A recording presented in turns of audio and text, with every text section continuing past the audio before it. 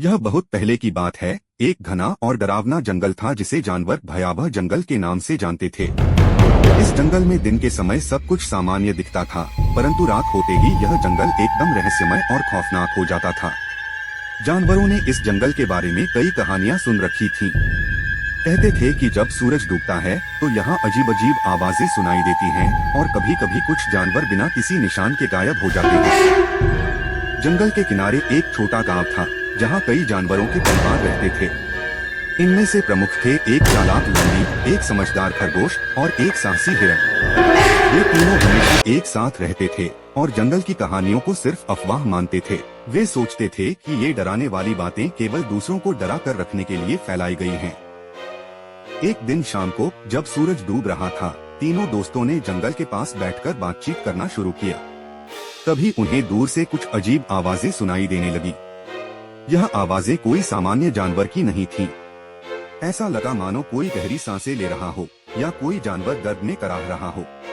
खरगोश ने कहा, यह तो कुछ अजीब आवाजें हैं। क्या हमें जंगल के अंदर जाकर देखना चाहिए कि क्या हो रहा है? हिरण ने डरते हुए कहा, मुझे नहीं लगता कि यह अच्छा विचार है। इस समय जंगल में जाना खतरनाक हो सकता है। लेकिन लोमड़ी, जो हमेशा किसी भी चुनौती को स्वीकार करने के लिए तैयार रहती थी, बोली, हम डरकर हमेशा पीछे नहीं हट सकते। अगर हम आज नहीं जान पाए कि यह क्या है, तो हमें यह डर हमेशा सताता रहेगा। मैं जा रही हूँ, तुम लोग चाहो तो आ सकते हो। लोमड़ी के साहस को देखकर खरगोश और हिरण ने भी उसका साथ देने का फैसला किया। तीनों दोस्त जंगल की ओर बढ़ने लगे। जैसे ही वे जंगल के अंदर गए, उन्हें चारों ओर अजीब सा सन्नाटा महसूस हुआ।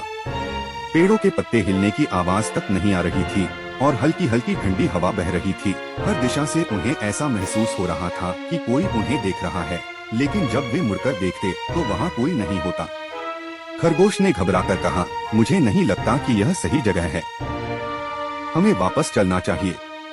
लेकिन लोमड़ी ने कहा, अभी तक तो हमें कुछ खास नहीं दिखा, थोड़ी दूर और चलते हैं। चलने पर उन्हें एक पुराना और उजाड़ गुफा दिखाई दी। इस गुफा के चारों ओर काले धब्बे थे, मानो यहाँ कुछ अजीब घटनाएं घटी हों। गुफा से हल्की हल्की आवाजें आ रही थी, जैसे कोई अंदर कराह रहा हो। लोमड़ी ने कहा, यह गुफा ही वो जगह है जहाँ से ये अजीब आवाजें आ रही हैं। चलो अंदर जाकर देखते हैं।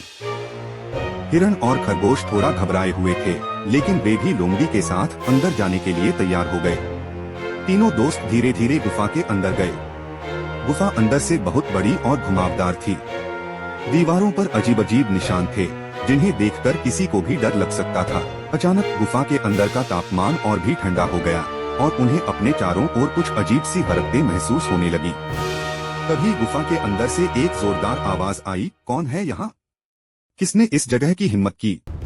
यह आवाज इतनी भयानक थी कि तीनों जानवर कांप गए। लेकिन लोमड़ी ने हिम्मत दिखाई और बोली, हम यहाँ यह जानने आए हैं कि इस जंगल में रात को क्या होता है।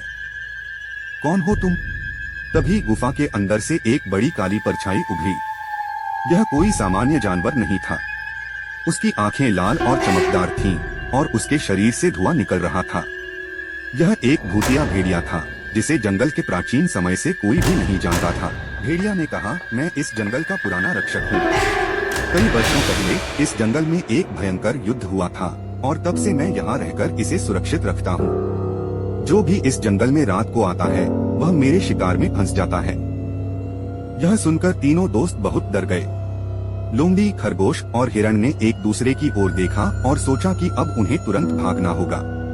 लोमड़ी ने इशारा किया और तीनों एक साथ गुफा से बाहर की ओर भागने लगे। भूतिया भेड़िया ने उनका पीछा करना शुरू कर दिया। उसकी गहरी आवाजें और उसके तेज कदमों की आवाजें उन्हें पीछा कर रही थीं। गुफा के बाहर का रास्ता घुमावदार था और चारों ओर घना अंधेरा था, जिससे उन्हें दिशा का पता नहीं चल रहा था।